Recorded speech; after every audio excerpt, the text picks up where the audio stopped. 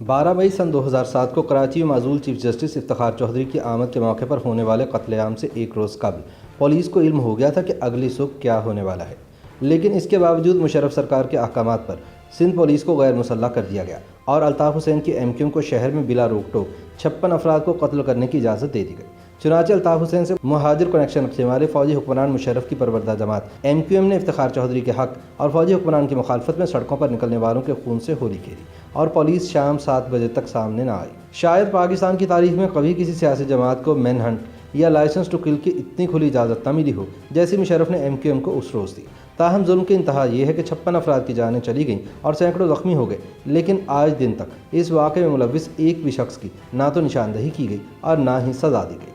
اہم ترین سوال یہ ہے کہ جب یہ سب ہو رہا تھا تو پولیس کو کس نے روکا تھا؟ 12 مئی کو کراچی کی صورتحال اتنی دگرگوں ہو چکی تھی کہ ایک جانب chief justice Iftikhar Muhammad Chaudhry airport پر محاصرے میں تھے تو دوسری جانب ہائی کورٹ تک پہنچنے میں کامیاب ہو جانے والے وکلاء اور جج بھی محصور دکھائی دیے۔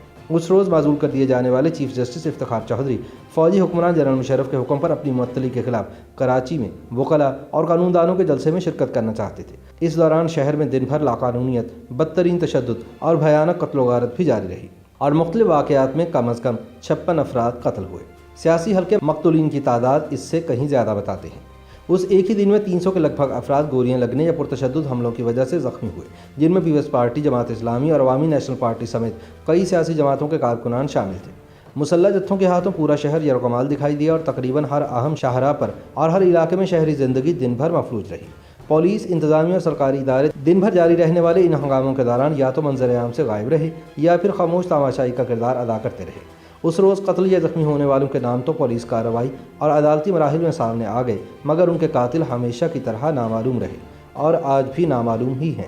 لیکن ایسا ہرگز نہیں تھا کہ پولیس یا ریاستی اداروں کو علم نہیں تھا کہ شہر کی سڑکوں پر کون کس کو اور کیوں قتل کر رہا ہے۔ 12 مئی کے سانحے سے ایک روز قبل CCPO کے دفتر سے 11 مئی سن 2007 کو پولیس کی اعلیٰ قیادت کو بھیجے گئے ایک مراسلے میں تمام متعلقہ حکام کو متنبہ کیا گیا تھا کہ جہاں ایک طرف حزب اختلاف کی سیاسی جماعتیں معزول چیف جسٹس افتخار چودھری کا استقبال کرنے کا ارادہ رکھتی ہیں، وہیں MQM نے بھی مشرف کی جانب سے چیف جسٹس کے خلاف بھیجے جانے والے صدارتی ریفرنس کے پولیٹیسائز ہونے یعنی غلط انداز میں سیاسی مفاد کے لیے استعمال کیے جانے کے خلاف تبت سینٹر پر مرکزی جلسے اور شہر بھر میں جلوسوں کے انعقاد کا اعلان کر رکھا ہے۔ اس خط میں پولیس کے سربراہ نے خبردار کیا تھا کہ شہر میں امن و امان کی صورتحال خراب ہونے کا امکان مسترد نہیں کیا جا سکتا، لہٰذا حکم دیا جاتا ہے کہ متعلقہ افسران چیف جسٹس افتخار چودھری سمیت تمام انسانی جانوں کی حفاظت یقینی بنائیں اور ممکنہ دہشت گردی روکنے اور امن و امان برقرار رکھنے کی خاطر خصوصی اقدامات کیے جائیں۔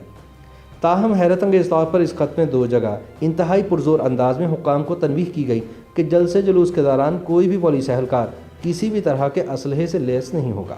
یہی وہ نقطہ ہے جس پر متاثرہ سیاسی جماعتیں آج بھی سوال اٹھاتی ہیں۔ پولیس سربراہ کے مراسلے سے واضح تھا کہ ریاست اور اس کے تمام ادارے اس صورتحال اور ممکنہ لاقانونیت کے تمام خدشات سے بخوبی واقف تھے اور یہ جانتے تھے کہ کون سی قوتیں کیا کچھ کر سکتی ہیں۔ 12 مئی کی صبح معزول چیف جسٹس اسلام آباد سے کراچی کے ہوائی اڈے تک تو پہنچ گئے، مگر شہر میں داخل ہونے کی ان کی کوشش ناکام بنا دی گئی۔ اسی روز جنرل مشرف نے اسلام آباد میں اپنا جلسہ کیا جس میں انہوں نے مکے لہرا کر اپنی طاقت کا وہ اظہار کیا جو ذرائع ابلاغ کی توجہ کا مرکز بنا۔ ادھر کراچی میں جنرل مشرف کی مخالف تمام سیاسی جماعتوں نے اعلان کیا کہ افتخار چودھری کا استقبال جلوسوں کی شکل میں کیا جائے گا، اور دوسری طرف الطاف حسین کی متحدہ قومی موومنٹ نے اعلان کیا کہ جسٹس چودھری کے خلاف ریفرنس کے سیاست زدہ ہو جانے کے خلاف کراچی بھر میں جلسے جلوس منعقد کیے جائیں گے۔ دوسری جانب مشرف کی انتظامیہ نے فیصلہ کر لیا تھا کہ کسی بھی قیمت پر چیف جسٹس افتخار محمد چودھری کو کراچی کے ہوائی اڈے کی عمارت سے باہر نہیں نکلنے دیا جائے گا۔ فیصلہ تھا کہ انہیں کراچی میں جہاز سے اترنے کے بعد واپس اسلام آباد بھیج دیا جائے گا۔ جب درجنوں وکلاء کے ہمراہ افتخار چودھری جہاز سے اتر کر ایئرپورٹ کے لاؤنج میں آئے تو وہاں موجود کئی افراد نے انہیں ایک جانب چلنے کو کہا، مگر اعتزاز احسن چیف جسٹس کا ہاتھ پکڑ کر یہ کہتے ہوئے انہیں دوسری جانب لے گئے کہ آپ ان کے ساتھ نہ جائیں۔ باقاعدہ وہاں ایک دھکم پیل یا دھینگا مشتی کسی کیفیت تھی کہ سادہ لباس میں نامعلوم لوگ افتخار چودھری کو اپنے ساتھ لے جانا چاہتے تھے، مگر اعتزاز احسن اور موجودہ چیف جسٹس اسلام آباد ہائی کورٹ اطہر من اللہ نے دیگر وکلاء کے ساتھ مل کر باقاعدہ یہ کوشش ناکام بنا دی۔ پھر وکلاء نے فیصلہ کیا کہ وہ اور چیف جسٹس ہوائی اڈے کے VIP لاؤنج میں بیٹھ کر استقبال کے لیے آنے والے وکلاء کا انتظار کریں۔ کچھ دیر میں سندھ کے ہوم سیکرٹری وہاں پہنچے اور انہوں نے افتخار چودھری کو بتایا کہ باہر حالات بہت خراب ہیں، لہٰذا ہم آپ کو ایئرپورٹ کی حدود سے باہر جانے کی اجازت نہیں دے سکتے۔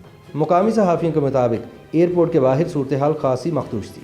دراصل رات سے ہی شہر کے راستے اور بیشتر سڑکیں کنٹینر لگا کر بند کر دی گئی تھی۔ 11 مئی کی شام سے ہی ایسا ماحول بن گیا تھا جو ہو کا عالم کہلاتا ہے और अमूमन MQM की हड़ताल के मौके पर होता था। तकरीबन सुबह 8:30 बजे मीडिया वालों को इत्तला मिली कि वकीलों के काफिले पर मलीर 15 के करीब हमला हो गया है, जिनमें 3 वकला गोलियां लगने से जख्मी हुए हैं। इसके बाद शहर के मुख्तलिफ समतों से कई मकामात से धुआं उठता नजर आया, जिसके बाद सबको अंदाज़ा हो गया कि अब शाहराह फैसल पर गाड़ियां नजर आतिश की जा रही हैं। फिर थोड़ी देर बाद तशद्दुद की कोई ना कोई खबर नशर होती रही। अवामी नेशनल पार्टी, पीपल्स पार्टी और जमात इस्लामी के मीडिया सेल्स ने अपने कारकुनान के जख्मी होने की इत्तलात जारी करना शुरू कर दी। 11 बजे के करीब वकला का एक गिरोह किसी तरह एयरपोर्ट तक पहुंचने में कामयाब हो गया। इन वकला ने वहां पहुंचते ही नारेबाजी शुरू कर दी तो MQM के कुछ लोग जो PI और सिविल एविएशन के मुलाजमीन थे, जमात के झंडे लिए मोटरसाइकिलों पर वहां पहुंच गए और उन्होंने वहां से वकला को भगा दिया। कुछ ही देर बाद शाहराह फैसल पर पीपल्स पार्टी के जुलूस पर मुसल्लह अफराद ने हमला कर दिया। दर्जनों मुसल्लह अफराद वहां पर पहले से ही मौजूद थे और इस हमले में दोनों जानिब से फायरिंग हुई और कई गाड़ियां नजर आतिश कर दी गई। लेकिन पुलिस और रेंजर समेत कोई इस दहशतगर्दी को रोकने की कोशिश नहीं कर रहा था। इस नाजुक मौके पर शाहराह फैसल थाने के अमले ने खुद को थाने में बंद कर लिया था। सहाफ़ियों ने देखा कि इस मारामारी में मशीन गन भी इस्तेमाल की गई और कई अफराद को उनकी आंखों के सामने बेदर्दी से गोलियां मारकर कत्ल कर दिया गया। 12 मई के सानहे के रोज़ पीपल्स पार्टी कराची के साबिक सदर और मौजूदा रुकने कौमी असम्बली अब्दुल कादिर पटेल भी कराची की सड़कों पर मौजूद थे। उनका कहना है कि पुलिस को बहुत अच्छी तरह अंदाज़ा था कि क्या होने वाला है। यहाँ तक कि MQM लेबर विंग के एक ज़िम्मेदार ने मुझे 11 मई को आकर कहा था कि कल घर से ना निकलिएगा। अब्दुल कादिर पटेल ने दावा किया कि जब 12 मई की दोपहर शाहराह फैसल पर सदर थाने के करीब पीपल्स पार्टी और ANP वालों पर मुसल्लह अफराद का हमला हुआ तो हमने शायद ही कोई महकमा हो जिससे रब्ता करके ये बताने की कोशिश ना की हो, मगर कहीं से कोई जवाब नहीं आया। पटेल के बकौल हमारे साथियों को चुन चुन कर शिकार किया जा रहा था, मगर हम इतने बेबस थे कि बहुतों को तो उठा भी नहीं सके। शायद पाकिस्तान की तारीख में कभी किसी सियासी जमात को मैनहंट या लाइसेंस टू किल की इतनी खुली इजाज़त न मिली हो जैसी मुशर्रफ ने MQM को उस रोज़ दी।